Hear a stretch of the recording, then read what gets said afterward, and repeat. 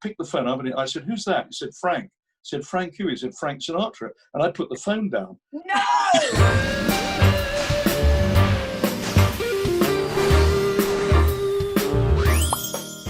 Hi, girls. Hi, Morning, guys. Hi. Look, well, we have got a very special day, particularly for me today, because we have the most wonderful guest. He's gorgeous. He's talented. I mean, everybody knows him. There isn't anybody, I don't think, that doesn't know this man.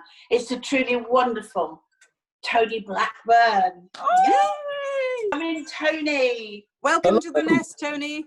Hello. Can I just excuse the fact that I'm wearing a This is costume wonderful. and a wig? Can I just excuse that? A bevy of beauties before me. It's like being transported back to the 60s again. Although, of course, none of you were born then. No, we're all 80s children. We're all 80s children. 30.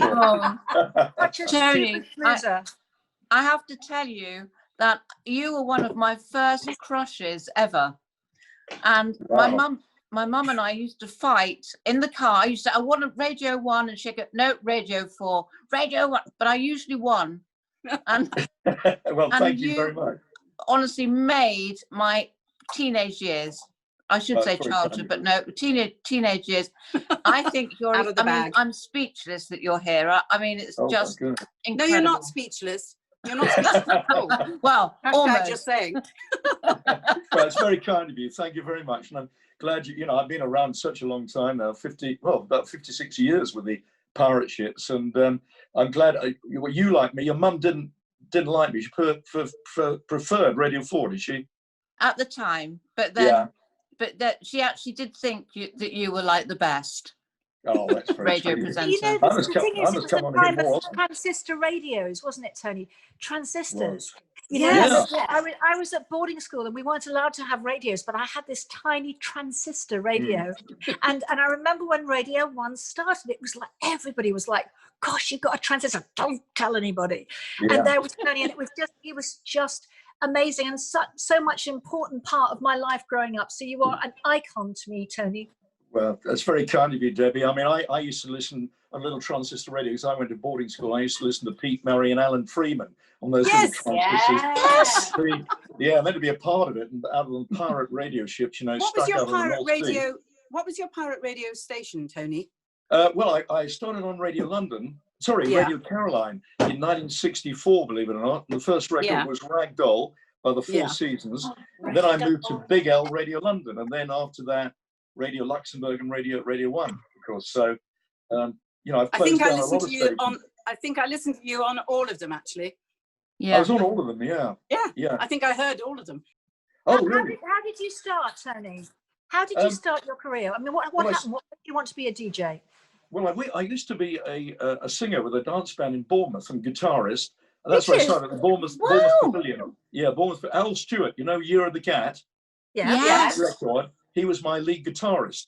And so I was with a big 15-piece orchestra, and we played foxtrots and quick steps.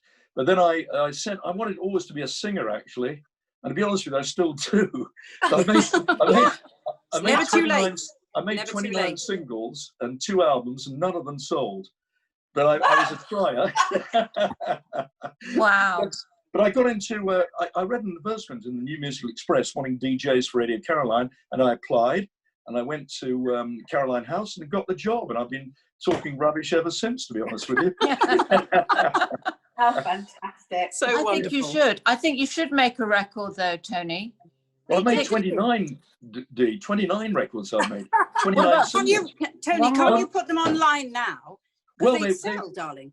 They are online, and we put them online, and they still we didn't need to sell. know. We need it on our Wonderbirds. We need it on our Wonderbirds page. And so we can tell everyone. I have Tony's 30th because I have him with Ryan Capron singing YMCA. Do you remember that night? Oh my God. That was in a caravan. Yes, I will hold that forever, and I will threaten you with it for the rest of your life. I tell you something, we'd had a little bit to drink that evening, hadn't we? No, really? Did we? Yes, we had. Not like you, Sherry. Not like you to have a drink, darling. I was filming it, and I can't tell you what it looked. It's the funniest thing. I must send it to you. I've never sent it to you, have I? I've got it. Oh, have you? Yeah, I've got it. Oh, Yeah, I've never put that online, but it was a great evening. We had a great time doing the caravanning, I must admit. Oh, we did. We really did. Tony, what is on your wall behind you? I'm really interested to see. Are they awards, darling? Can I try and swivel the camera around? I don't know if I can do this, but yeah, I'll swivel the camera around and show you. Yes, you can. Yeah, here we are. That. Oh, wow. That is when I won I'm a Celebrity, Get Me Out of Here. I came back and the Oh, BBC. it's a log.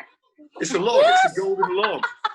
And it's I don't know if you can read it there. It says something, I don't know quite what that is, but the BBC news department awarded that to me. This is Steve. I met Stevie Wonder. Oh, That's Stevie Wonder there. Oh my God, Tony. Two legends together. Do you remember David Cassidy? Yes. yes. That's Oh, David it's on my Cassidy wall. there. Oh. And that's David Cassidy. And this is the first record I played on Radio 1, the actual record. So they gave it to me after 17 years. I'd really prefer to have another contract, but it didn't happen. So Wow. so that's it. And there's one or two more things there, but that's basically it. Wow. So Amazing. there, yeah. The gold record, I stick it up there, but that's not really for record sales. That somebody gave that to me. Don't tell anyone, darling. Don't tell a soul.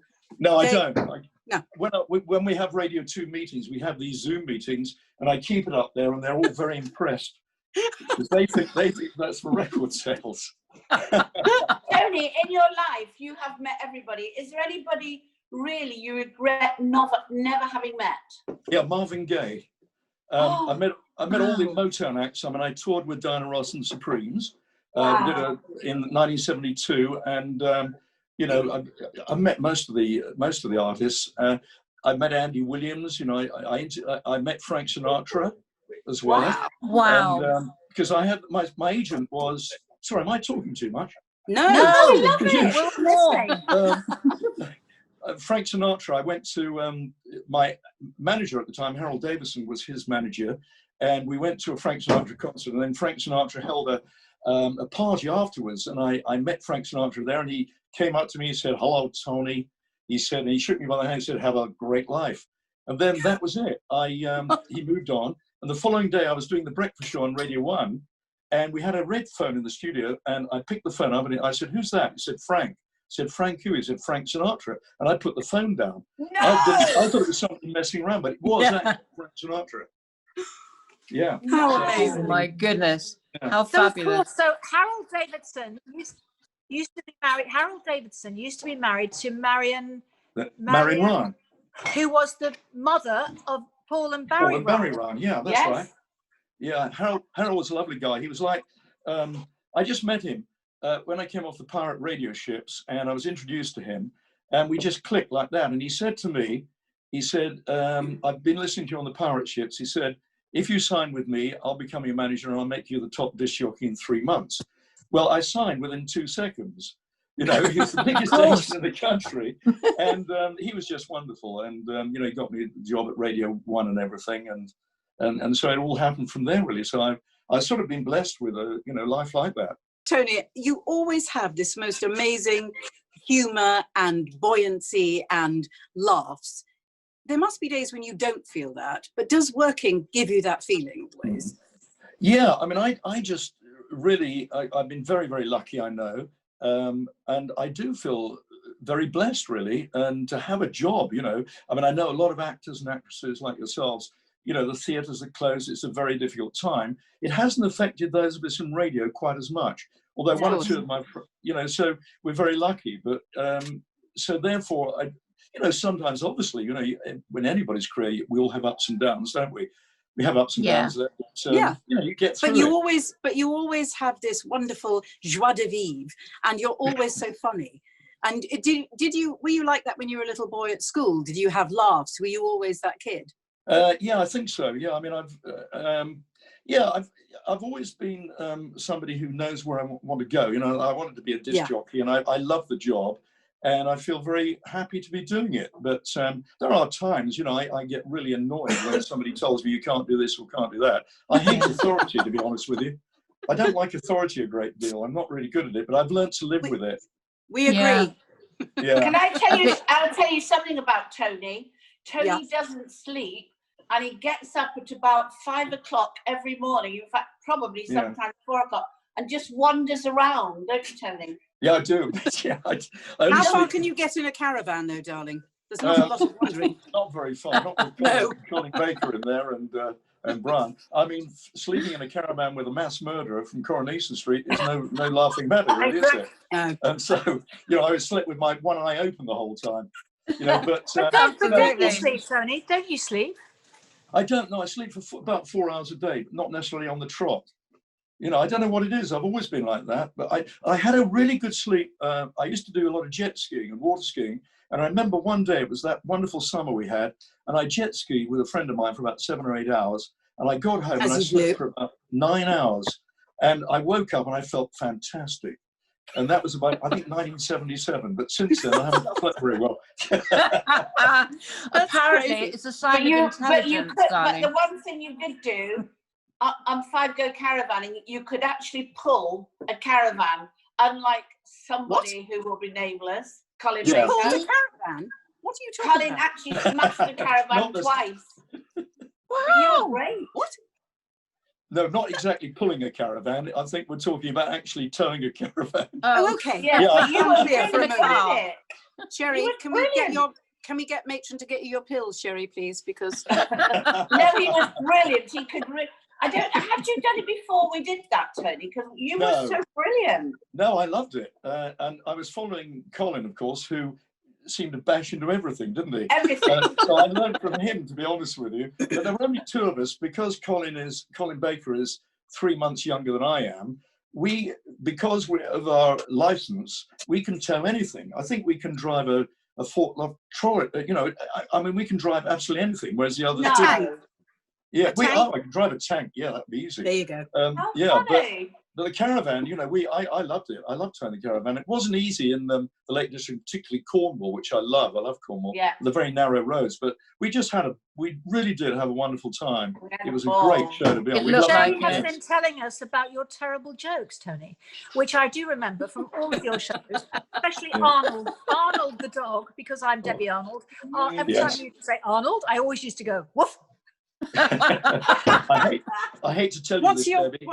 Arnold is now dead. He's dead. The dog is dead. No. Oh. Yeah.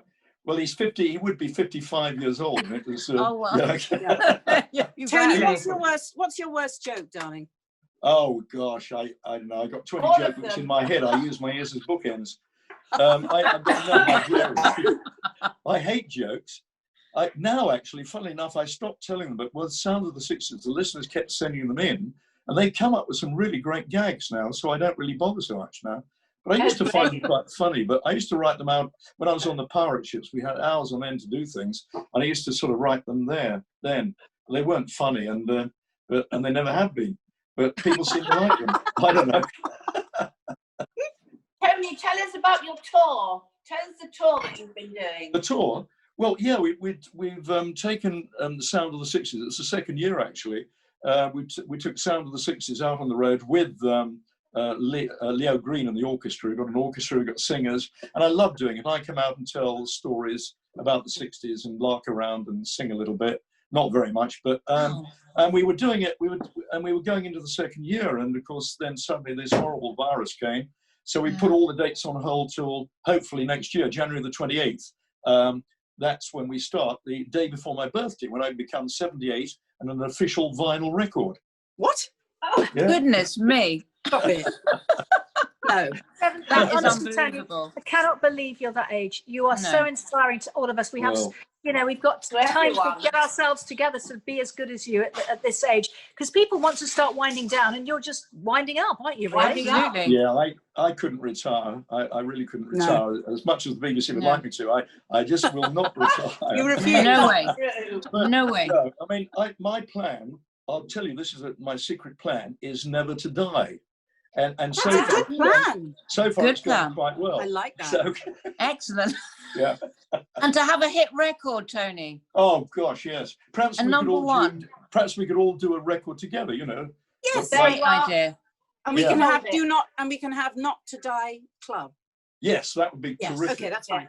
That sounds good. Never not to The Ever After Club. Yes. That's a good one, Dee. I like that. That's beautiful. Yeah. Thank you so much, Tony. It would be great if we were all in a home together, wouldn't it? In 20 years' time. I'm not living with Sherry and you. That's not happening. Are you kidding me? I might pass on that one, Debbie, but Yeah, exactly. Me too. I'm very impressed, by the way, your family to do with the puppets and things, weren't they? They were. That's right. Thunderbirds, yeah. Because a lot of people think I look like one.